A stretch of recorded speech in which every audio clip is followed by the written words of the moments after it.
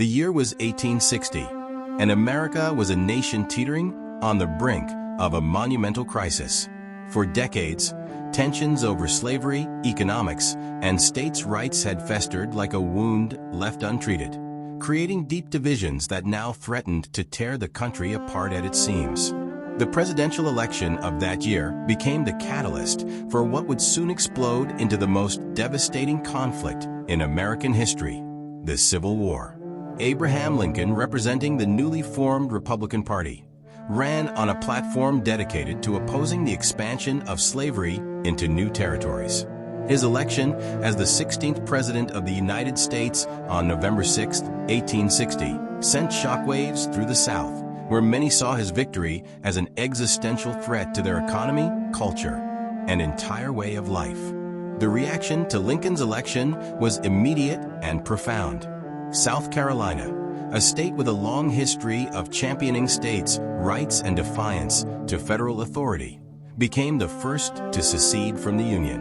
On December 20, 1860, its legislature voted unanimously to break away, issuing a declaration that framed their decision as a defense of their liberties and an act of resistance against what they saw as a federal government intent on abolishing slavery. This defiant act set off a chain reaction of seismic proportions. Within just a few months, 6 more states, Mississippi, Florida, Alabama, Georgia, Louisiana, and Texas, joined South Carolina in seceding. These states came together in February 1861 to form the Confederate States of America, drafting a constitution that enshrined slavery and electing Jefferson Davis as their president, signaling their determination to chart a separate path. The nation was now irrevocably split, but the final spark that ignited the flames of war came in April 1861 at Fort Sumter, a federal fort located in Charleston Harbor.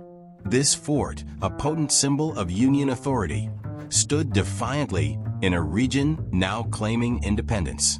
Confederate forces, led by General P.G.T. Beauregard, demanded the surrender of the fort, but Union Major Robert Anderson, its commander, stood his ground with determination. On April 12th, after tense negotiations failed, Confederate artillery opened fire on Fort Sumter. The bombardment raged for 34 hours, with thunderous cannon blasts reverberating across the harbor and plumes of smoke filling the sky. On April 14th, Major Anderson, out of ammunition and options, surrendered the fort to the Confederates. Remarkably, there were no casualties during the assault, but the attack shattered any remaining hopes for a peaceful resolution and marked the official beginning of the Civil War. The Union's response was both swift and resolute. President Lincoln issued a call for 75,000 volunteers to quell the rebellion, a move that rallied the North, but also pushed 4 more states, Virginia, Arkansas, Tennessee, and North Carolina, to secede.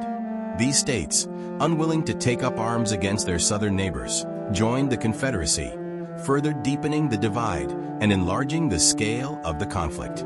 The stage was now set for a war that would stretch across 4 agonizing years, reshape the nation, and claim the lives of over 600,000 Americans, leaving a legacy of scars and transformation.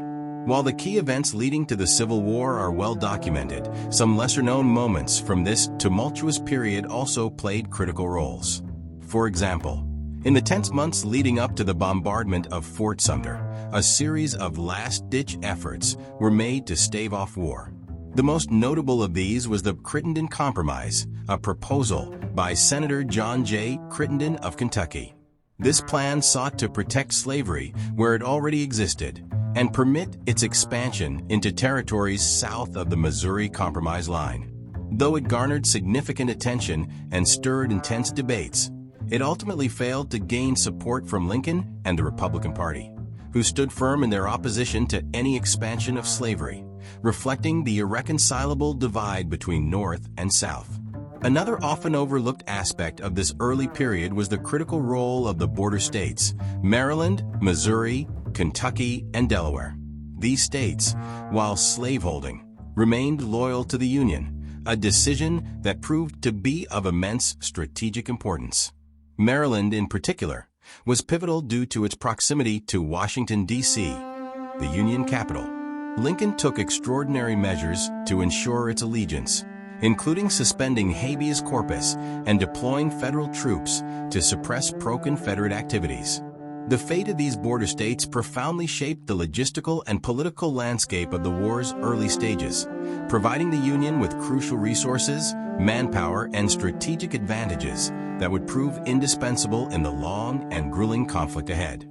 The secession crisis and the attack on Fort Sumter were only the opening salvos in what would become a protracted and devastating conflict. These events laid bare the deep-seated divisions within the nation and demonstrated the limits of compromise in the face of such profound ideological differences. This episode marks the beginning of a saga filled with fierce battles, groundbreaking political decisions, and transformative cultural shifts that would forever alter the United States. As this series unfolds, we will delve deeper into the pivotal moments, untold stories, and enduring legacies of the Civil War, shedding light on both its celebrated and forgotten chapters, each a thread in the tapestry of this defining period in American history.